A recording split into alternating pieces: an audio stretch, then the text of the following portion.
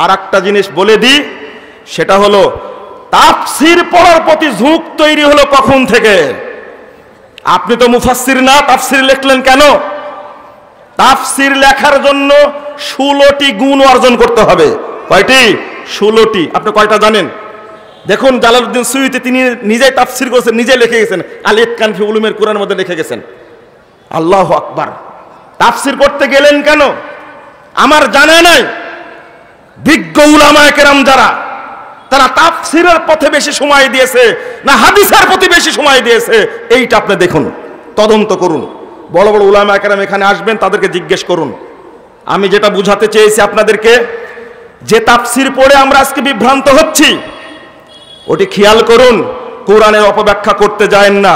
কোরআনের অপব্যাখ্যা করতে হবে ওইভাবে, যে ব্যাখ্যা করতে হবে ওইভাবে, কোরআন বুঝতে হবে ওইভাবে যেভাবে বুঝেছেন মুহাম্মদুর রাসূলুল্লাহ সাল্লাল্লাহু আলাইহি সাল্লাম এবং তার সাহাবায়ে কেরাম। কথা বোঝা গেছে? বুঝেছি আমরা?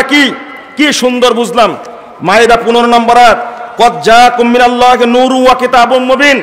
কোরআনের আয়াত পেশ করে বলছে আল্লাহর নবী নূরের তৈরি। কিসের তৈরি? আল্লাহ বলছেন কিসের তৈরি? নূরের তৈরি। হায় হায়, তাফসির কোথায় পেলেন আর কোথায় তাফসির করলেন? বলছে সূরা মায়েদা 15 নম্বর আয়াত, বললাম না? আসলে নূর দ্বারা কি বোঝানো হয়েছে? কি বোঝানো হয়েছে? কোরআনকে। কিতাবুম মুবিন, নূর ওয়া কিতাবুম মুবিন। একটু তাফসির দেখলে হয় না? আপনারা না খুব ভাষা জানেন, আপনারা না খুব বালাগাত জানেন, আপনারা না খুব ফাসাহাত জানেন, আপনারা নাকি ইলমুল মানি জানেন, ইলমে বায়ান জানেন, আপনারা কি অনেক কিছু জানেন। নূর ওয়া কিতাবুম মুবিন, এই ওয়াটার অর্থ দেখতে পারেননি একটু? ওয়াটা কি দেখেননি কেন? নূর বলতে কিতাবকে বোঝানো হয়েছে। তার প্রমাণ সূরা আরাফ 157 নম্বর আয়াতে আল্লাহ বলছেন ওয়াত্তাবাউন নূর আল্লাযী উনজিলা মাহু। মুমিনরা ওই নূরের ইত্তেবা করে যে নূর তার সাথে নাজিল হয়েছে। তাহলে কি হলো? এই নূর দ্বারা অর্থ কি হলো? কোরআন হলো না?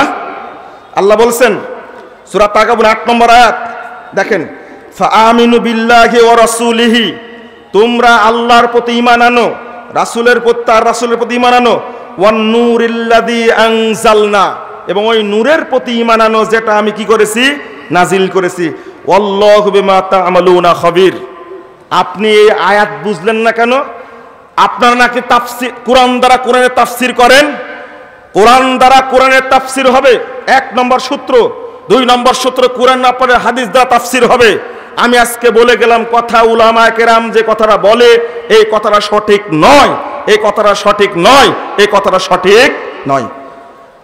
কোরআন দ্বারা কোরআনের তাফসীর যদি পাওয়া যায় আলহামদুলিল্লাহ, কিন্তু প্রথমেই যে কোরআন দ্বারা কোরআনের তাফসীর করতে হবে এটাই যে শর্ত, এটা কোথায় পেলেন? এটা কোথায় পেলেন?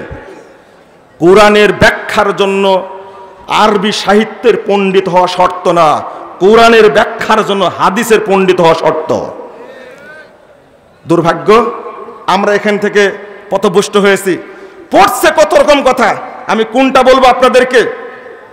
বলছে 119 নম্বর আয়াত সূরা তাওবা, ইয়া আইয়ুহাল্লাযীনা আমানুত্তাকুল্লাহ ওয়া কুনু মা'আস সাদিকিন। এক পীর, একেবারে ভণ্ড, একটা মিথ্যুক পীর, আপনারা শুনেছেন, এই আয়াত পড়ে বলছে কুনু মা'আস সাদিকিন, তোমরা সত্যবাদীদের থাকে। আমি পীর, আমার বাপ ছিলেন পীর, আমার দাদা ছিলেন পীর, তার দাদা ছিলেন পীর, আমরাই হলাম সাদিকিন। বলেন নাউজুবিল্লাহ। সাদিকিন অর্থ কি তাই? সাদিকিন কারা? হায় হায় হায়। 169 নম্বর আয়াতটা খুললেন সূরা নিসা। আল্লাহ কি বলছেন? মাইয়ুতিল্লাহ ওয়া রাসূল ফাউলাইকা মা'আল্লাযিনা আন'আমা আল্লাহু আলাইহিম মিনান নাবিয়্যিন ওয়াস সিদ্দিকিন ওয়াশ শুহাদা'i ওয়াস সালিহিন। আল্লাহ সালেহিন সিদ্দিকিন কারা বলে দিয়েছেন। আল্লাহ নিজেই বলছেন ওয়া হাসুনা উলাইকা রফিকা। আল্লাহ বলছেন সূরা হাশরের 8 নম্বর আয়াতে আল্লাহ বলছেন কারা সাদিকিন? মূলত সাহাবায়ে কেরামকে বোঝানো হয়েছে এখানে। সাহাবায়ে কেরামের নীতি মেনে চলো, মানহাজ মেনে চলো। আর আমরা ব্যাখ্যা দিচ্ছি সাদিকিন মানে কি? পীর। লিল ফুকারাইল মুহাজিরিন আল্লাযীনা উখরিজু মিন দিয়ারিহিম ওয়া আমওয়ালিহিম ইয়াবতাগুনা ফাদলাম মিনাল্লাহি ওয়া রিদওয়ানা ওয়া ইয়ানসুরুনাল্লাহা ওয়া রাসূলাহু উলাইকা হুমুস সাদিকুন। সাহাবা কেরামকে আল্লাহ বুঝালেন সাদিকিন, আর আমরা বুঝলাম কি? এটা হলো পীরের ব্যবসা করার জন্য। কিসের ব্যবসা করার জন্য? পীরের ব্যবসা করার জন্য। একটা না, আমি আপনাদের আর একটা জিনিস বলবো, সেটা হলো আল্লাহ বলছেন ইয়া আইয়ুহাল্লাযীনা আমানু, ইয়া আইয়ুহাল্লাযীনা আমানুর কাউ ওয়াসজুদু লাআল্লাকুম কি? লাআল্লাকুম তুফলিহুন। সূরা হজ্জের ৭৭ নম্বর আয়াত। এই আয়াত পেশ করে বলছে, হে ঈমানদারগণ, তোমরা রুকু করো, সেজদা করো, আল্লাহর ইবাদত করো, ওয়াফালুল খায়রা, উত্তম কাজ করো, লাআল্লাকুম তুফলিহুন। এই আয়াতের ব্যাখ্যা দিতে গিয়ে বলছে, যেহেতু আল্লাহ রুকু করার কথা বলেছে, সেজদা করার কথা বলেছে, এখানে তাদিলে আরকান করতে হবে, অর্থাৎ দুই সেজদার মাঝখানে যে দোয়া পড়তে হবে, এইটা আল্লাহ বলেননি। বুঝেননি কথা? আল্লাহ কি বললেন এখানে? শুধু বললেন কি আমানুর কাউ ওয়াসজুদু, রুকু করো আর কি সেজদা করো। এখানে বলেননি যে তাদিলে আরকান সহ করতে হবে। দেখুন নুরুল আনোয়ারের ইবারত, নুরুল আনোয়ারের ইবারত, লা ইয়াজুজু ইলহাকু তাদিলিল আরকান ওয়া হুয়া আত-তামানিনা ফির রুকুই ওয়াস সুজুদ ওয়াল কওমাতু বাদার রুকু ওয়াল জিলসাতু বাইনাস সাজদাতাইন বিআমরির রুকুই ওয়াস সুজুদ। লা ইয়াজুজু ইলহাকু তাদিলিল আরকান, সালাদের মধ্যে ধীর স্থিরতা অবলম্বন করা জায়েজ নয়। অনুবাদ বুঝেননি মনে হয়, তো নাউজুবিল্লাহ বললেন না কেন? লা ইয়াজুজু ইলহাকু তাদিলিল আরকান, তাদিলে আরকান সহ সালাত আদায় করা জায়েজ নয়। ওয়া হুয়া তামানিনা, এটা হলো প্রশান্তি, প্রশান্তির সাথে সেজদা করা, প্রশান্তির সাথে রুকু করা, এটা জায়েজ নয়। কোথায় কোথায়? ফির রুকুই ওয়াস সুজুদ, রুকুতে গিয়ে ধীর স্থিরতা অবলম্বন করা যাবে না, সেজদাতে গিয়ে ধীর স্থিরতা অবলম্বন করা যাবে। ওয়াল কওমাতে বাদার রুকু, রুকু থেকে উঠার পরেও ধীর স্থিরতা অবলম্বন করা যাবে না। ওয়াল জিলসাতে বাইনাস সাজদাতাইন, দুই সেজদার মাঝে বসার সময় ধীরে সুস্থে করা যাবে না, করতে হবে বিআমরির রুকুই ওয়াস সুজুদ। কারণ আল্লাহ বলেছেন শুধু রুকু করো, সেজদা করো, ধীর স্থিরতার কথা বলেন নি। এবার বলুন, সালাতে ধীর স্থিরতা অবলম্বন করা এইটা কি ফরজ না সুন্নাত? এটা সালাতের রুকুন না? আল্লাহ রাসূল একজন সাহাবীকে, নিজের সাহাবীকে মসজিদে নববীতে সালাত পড়তেন তার সামনে, রাসূলের যুগে আল্লাহ রাসূল কয়বার বললেন ইরজি ফাসাল্লি ফাইন্নাকা লাম তুসাল্লি। এটাই তাদিলে আরকানের হাদিস। অপরাধ হলো হাদিসের বর্ণনাকারী হলো আবু হুরায়রা। কে? হাই হাই হাই, নাউজুবিল্লাহ। আবু হুরায়রা যেহেতু ফকি না, আবু হুরায়রা ফকি না, আনাস ফকি না, ফকি হলো তারা মুফতি, এই অপবিত্র মুফতি হলো ফকিহুল উম্মাত। কথা বুঝেননি? তোমার শরম লাগে না? লজ্জা লাগে না? যে বলবে আবু হুরায়রা ফকি না, আনাস ফকি না, এই জাহেলে কোনো বক্তব্য শোনা যাবে না।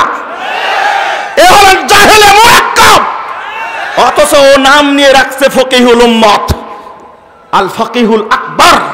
কত বড় বেহায়া, কত বড় নাচিস, কত বড় নাফাক। আবু হুরায়রাকে ফকি বলতে চায় না, নিজের নামে বলে রাখছে কি ফকিহুল আকবার। ফকি না?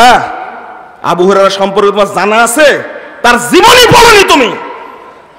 আবু হুরায়রার 5000-এর অধিক হাদিস তুমি কিভাবে বর্জন করতে পারলে? বেহায়ার মতো লিখে রাখছে, ওয়ালি হাদা তারাকা আসহাবুনা রিওয়ায়াত আবি হুরায়রা। আবু হুরায়রা ফকি না, এই জন্য কিয়াস বিরোধী হওয়ার কারণে আবু হুরায়রার হাদিসগুলোকে আমাদের মাযহাবের লোকেরা বর্জন করেছে। ভাষাটা কি দেখেন, উসুলের বইয়ে লিখে রাখছে। আপনারা বলেন যে আপনি তো গরম হয়ে কথা বলেন কেন? আপনি বলেন এটা, আপনাকে আপনাকেই বলতে বলছে, আপনি মঞ্চে আসেন, আপনি বলেন, মানুষকে বুঝানোর চেষ্টা করেন। চামড়া তুলা কথা না বলা পর্যন্ত মানুষের কানের পর্দায় ঢোকে না। একজন ব্যক্তিকে মেরে ফেলে দেওয়া হলো, তার বক্তব্যটা আমি শুনেছি। আফগানিস্তানের তালেবানদেরকে আপনারা তো নিজেদের মনে হয় শ্বশুর মনে করেন, তাই না? শ্বশুর মনে করেন না জামাই মনে করেন? জামাই মনে করেন। আফগানিস্তানের তালেবানদের আকীদা সম্পর্কে জানেন আপনি? তালেবানরা খুব সুন্দরভাবে রাষ্ট্র কায়েম করে নিল। একজন লিখে দিল শুরা পদ্ধতিতে তারা রাষ্ট্র কায়েম করেছে। কিসের শুরা? ইসলামের সাথে সুফিবাদের কোনো সম্পর্ক আছে? আপনারা বাংলাদেশের সবাই একদিকে হন, আমি মুজাফফর বিন মোহসেন ইনশাআল্লাহ তালেবানের এই সুফি জাহেলি আকীদা কুফরি আকীদাকে আমি কখনো মেনে নিতে পারবো না ইনশাআল্লাহ। একজন আমাকে উপদেশ দিয়ে বললেন, এই মুহূর্তে এই বক্তব্য দেওয়া উচিত নয়। আমি বলছি, যখন গরম হয় তখনই নরম করা লাগে, এখনই বলতে হবে। কিসের তালেবানের আকীদা আপনি পছন্দ করেন? কথাটা কেন বলছি জানেন? শেখ মুতাওয়াক্কিলকে, আমার তারিখগুলো মনে আছে, 11 সেপ্টেম্বর গত বছরের সরকার গঠন করেছে, 15 আগস্ট তারা কাবুল দখল করেছে, 28 অক্টোবর আফগানিস্তানের সবচেয়ে বড় সালাফি আলেম শেখ মুতাওয়াক্কিলকে তারা বন্দি করেছে, বড় ছেলে সহ। এক ছেলে, বড় ছেলে, এত বড় আলেম, এই আলেমকে টুকরো টুকরো করেছে, তার বেটাকে টুকরো টুকরো করেছে, করে 5 সেপ্টেম্বর তার লাশ বের করেছে। আমার ইতিহাস জানা নাই, গত কয়েকদিন আগে একজন আলেমকে মেরেছে। তালেবানরা 98 সালে যখন ক্ষমতায় এসেছিল, তখন শেখ জামিলুর রহমান, আফগানিস্তানে বড় একজন আলেম, তাকে ব্রাশ ফায়ার করে হত্যা করেছিল। আজকে আহলে হাদিস মসজিদগুলোতে মুসল্লি সালাত পড়তে পারে না, ইমামদেরকে নিষেধ করে দিয়েছে, খুতবা দিতে পারে না। মাদ্রাসাগুলো 13টা মাদ্রাসা বন্ধ করে দিয়েছে। তাও বলছে আজকে আরো 6 মাস আগের কথা। আপনি তাদেরকে জামাই মনে করেন? আপনি আবার আহলে হাদিস, আপনি সালাফি। এদের সম্পর্ক ছিল কাতারের সাথে, শিয়াদের সাথে। এদের সম্পর্ক সালাফিদের সাথে ছিল। ও, এটা বলা যায় না তাই? আপনি বলেন না, আমি বলবো ইনশাআল্লাহ।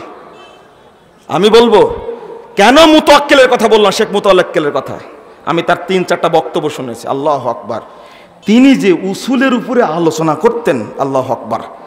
আমি তার কথা বারবার স্মরণ করি। আল্লাহ তাকে জান্নাতুল ফেরদাউস দান করুন, আল্লাহ তাকে শহীদ হিসাবে কবুল করুন। আমি তার সর্বশেষ বক্তব্য শুনেছি, যে বক্তব্যটা আমি দিচ্ছি এখন। বলছেন কিভাবে সাহাবীদের হাদিসকে, রাসূলের হাদিসকে কিভাবে বাদ দেওয়া হয়েছে উসুল তৈরি করে, এই বক্তব্য দিয়েছেন। তার মৃত্যুর সংবাদটা শুনে আমি শুধু কাঁদছিলাম। এত বড় একজন বিজ্ঞ আলেমকে তারা মেরে ফেলে দিল এইভাবে, গুম করে, কতই না শাস্তি দিয়েছে, অবশ্যই টুকরো টুকরো করে মেরে ফেলে দিয়েছে।